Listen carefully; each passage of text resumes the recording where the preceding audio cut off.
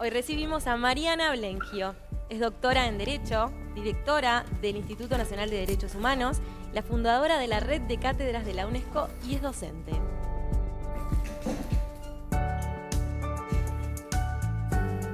Una docente muy querida por sus alumnos, además. Bienvenida, Mariana. ¿Cómo estás? Gracias, Jaime. Recibirte. Muchísimas gracias a todo el equipo y a ti especialmente. Por favor. Y no, queríamos conversar contigo porque en los últimos tiempos hemos venido escuchando muchos cuestionamientos desde el ámbito político, por un lado, y también la opinión pública que a veces no tiene tan claro qué es lo que hace la Institución Nacional de Derechos Humanos. El otro día lo hablábamos, no me acuerdo con qué invitado, que a veces se confunde una opinión de la Institución Nacional de Derechos Humanos como si fuera la justicia, ¿no? Y entonces me parece que es bueno aclararlo también. Me parece un ejercicio ciudadano de primera, como te caracteriza. Y bueno, la Institución Nacional de Derechos Humanos es una institución del Estado de carácter colegiado. Eso quiere decir que son 5 los miembros que integran su órgano jerarca, el único órgano jerarca que funciona, el máximo órgano, que es el Consejo Directivo. En base a eso desarrolla una función que está dentro de lo que se llama la no jurisdiccionalidad. Quiere decir que no emite fallos judiciales, pero transita en diferentes actos que emite, que pueden ser en la modalidad de informes o en la modalidad de resoluciones específicas. Es el mismo caso que el comisionado parlamentario. Bien, es exactamente igual.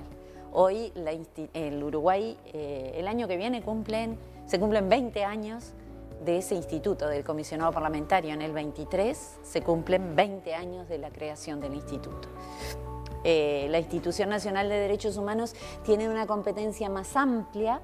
En algunos casos coincide con la del comisionado porque también atiende a lo que es todo el sistema carcelario, claro. Pero es una competencia más amplia en relación a que atiende todas las problemáticas en las cuales la vulneración pueda venir de un organismo o de un ente estatal. ¿El nombre formal, pese a que no lo digamos, es también y Defensoría del Pueblo o no? Exacto, Institución Nacional de Derechos Humanos y Defensoría del Pueblo. ¿Por qué?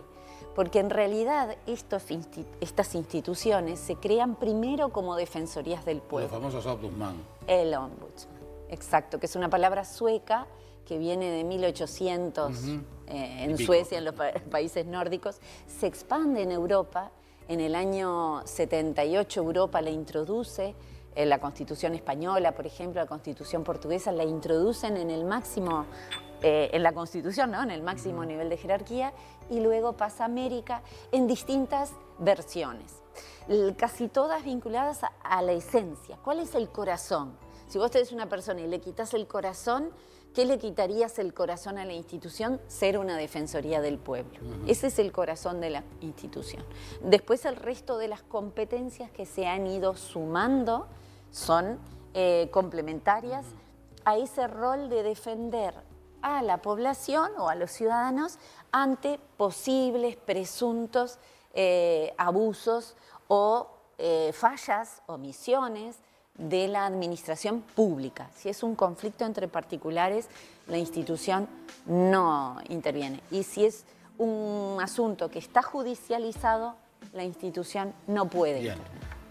Creo que uno de los problemas pasa por el concepto de derechos humanos, tener claro de qué derechos humanos hablamos. Da la sensación, cuando se habla de vulnerabilidad de los derechos humanos o vulneración de derechos humanos, vemos el costado más político que tiene el concepto de derechos humanos. Me parece que ahí hay parte de la confusión que termina politizando una discusión. Y entonces, muchas de las resoluciones o de la normativa, o mejor dicho, de los comunicados o declaraciones que nos enteramos de la institución, tienen a veces un costado político que le ha terminado, por parte de otros actores del sistema, a cuestionarlos directamente y ser muy duros con respecto a eso. Sí, evidentemente. Yo me animaría a hacer un matiz. Diría que cuando se confunde con algún tipo de indicación sobre política partidaria, porque política hacemos todos, hacemos, está claro, sí, estamos, está claro, ¿no? está claro. En el buen sentido de la polis. Ahora, de cuando entramos dentro de matices y posicionamientos que se entrecruzan con posicionamientos político-partidarios, ahí sí, evidentemente, ha habido duros cuestionamientos y quiero hacer una salvedad. Es muy diferente en los órganos colegiados la actuación que en los órganos unipersonales. Cuando hablamos de órganos colegiados estamos hablando de 5 personas, en este caso, bueno, la Suprema Corte de Justicia también son 5, la Corte Electoral son 9, depende del órgano. El comisionado es uno solo. El comisionado, gran ventaja del comisionado. Claro. Vaya si sería interesante. Por ejemplo, para mí, que en muchas oportunidades, o diría que desde el 2017 vengo muchas veces planteando diferencias en relación al órgano colegiado. Diferencias que se basan en el diálogo, en el intercambio y en puntos de vista diferentes, con matices, sobre cuestiones que hacen a la esencia. Porque estar de acuerdo en proteger el derecho a la vida, a la integridad física, a reconocer que toda actividad estatal tiene límites, creo que eso es un denominador común que nos une como órgano del Consejo Directivo. Pero en esa mirada, desde esa perspectiva, como tenemos diferencias dentro del Consejo Directivo, también las puedo tener contigo. No hay ejemplo más claro en el Uruguay de hoy que me alegro que se esté debatiendo con gran preocupación el tema del final de la vida. ¿Cuántas miradas hay sobre el final de la vida? Eutanasia y todo lo que hay detrás del final de la vida. Hay múltiples miradas.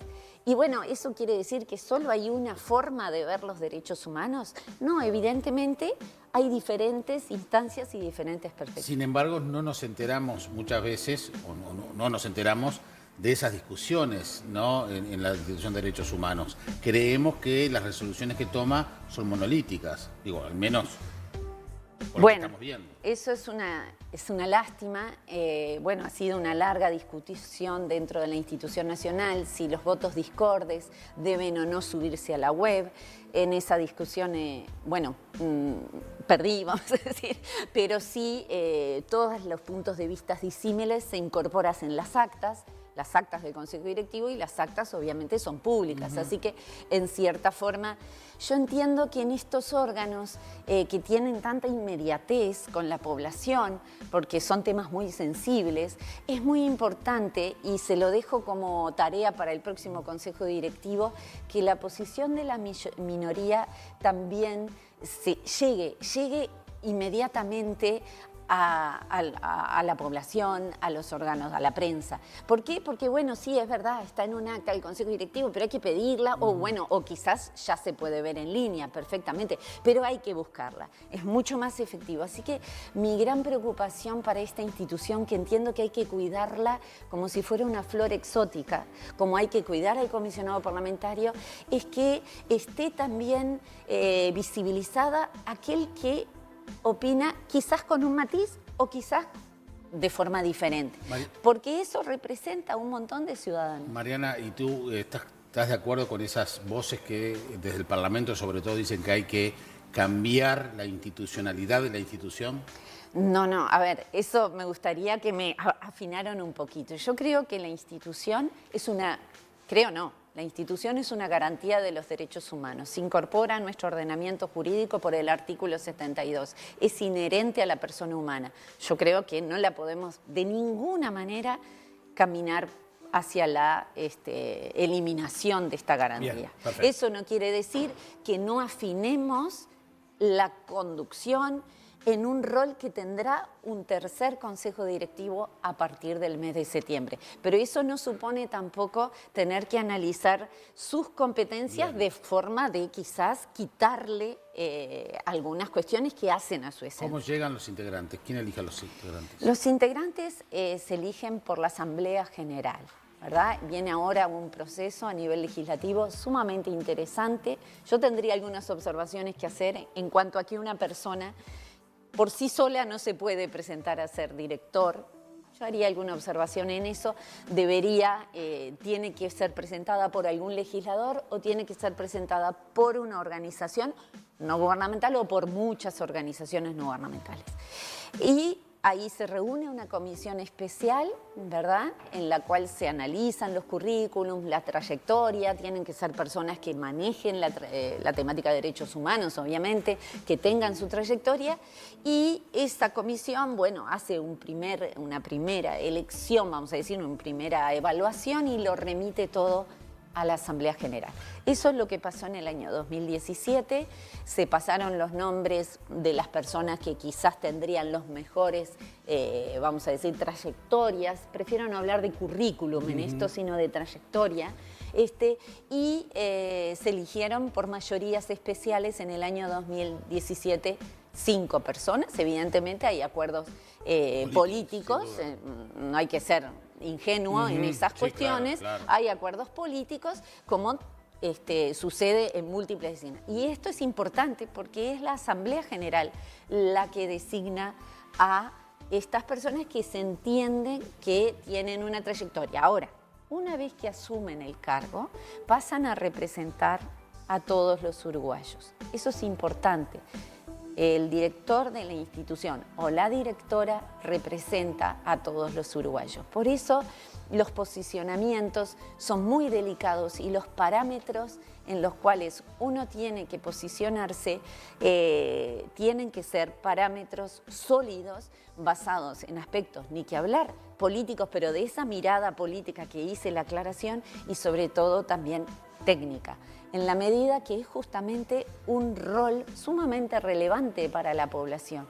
Y lo mejor que le puede pasar a una sociedad es que su defensor del pueblo, sus directores de un consejo directivo, sus miembros de un consejo, sean reconocidos, sean personas que realmente se les escucha. Esa es una de las características más importantes de este tipo de instituciones que pretenden construir opinión pública. Entonces, cuando quizás falla ese rol, evidentemente se empiezan a generar cortocircuitos y empiezan a salir algunas miradas sumamente críticas en relación a la gestión. Pero hay que diferenciar gestión de lo que es un organismo que, vuelvo a repetir, el Uruguay ya tiene una experiencia sumamente interesante con 2 comisionados y con 3 defensores de las vecinas y los vecinos en el departamento de Montevideo.